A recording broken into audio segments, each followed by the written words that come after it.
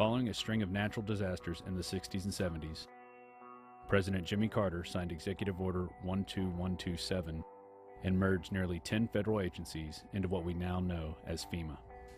In March 2003, FEMA joined 22 other federal agencies to become part of Homeland Security. In 2005, Hurricane Katrina hit the Gulf Coast and most notably the city of New Orleans. Federal and local authorities encouraged those who could not evacuate the city to go to the Superdome to ride out the storm, where there would be assistance to take care of them. This is how your government cares for you. This is a FEMA camp.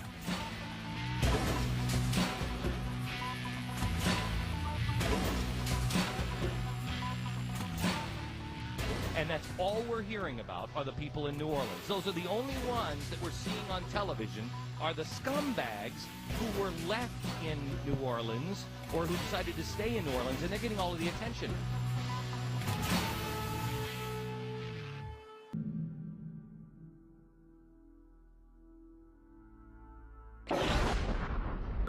$10,990 allows the government to take over all modes of transportation and control of highways and seaports. That's been reaffirmed under PDD 51, under the John Warner Defense Authorization Act and others. Executive Order 10,995 allows the government to seize and control the communication media. Executive Order 10,997 allows the government to take over all electrical power, gas, petroleum, fuels, and minerals. Executive Order 10998 allows the government to seize all means of transportation, including personal cars, trucks, and vehicles of any kind, and total control over all highways, seaports, and waterways. Executive Order 10999 allows the government to take over all food resources and farms. Executive Order 11,000 allows the government to mobilize civilians into work brigades under government supervision. Executive Order 11,001 allows the government to take over all health, education, and welfare functions. Designates the Postmaster General to operate a national registration of all persons. That goes on through the Selective Service. Executive Order 11003 allows the government to take over all airports, aircraft, including commercial aircraft. Remember when they shut down all flights after 9/11?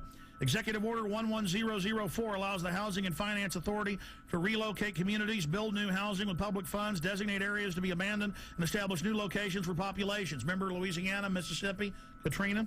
Brownie, you're doing a heck of a job. The FEMA director is working 24 hours.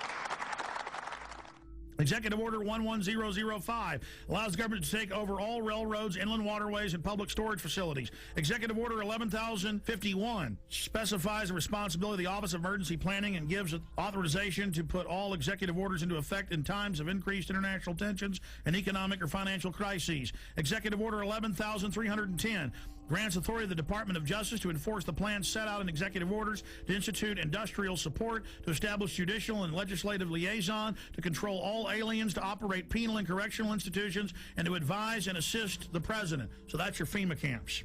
Executive Order 11,049 assigns emergency preparedness functions to federal departments and agencies, consolidating 21 operational executive orders issued at 15-year period.